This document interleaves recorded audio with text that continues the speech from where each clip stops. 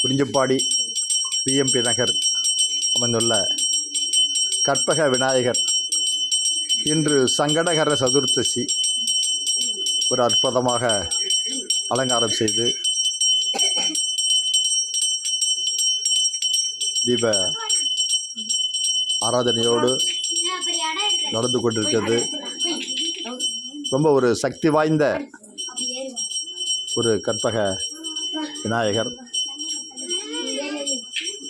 இன்று அருமையான நாள், சங்கடகர சதுர்த்தசி.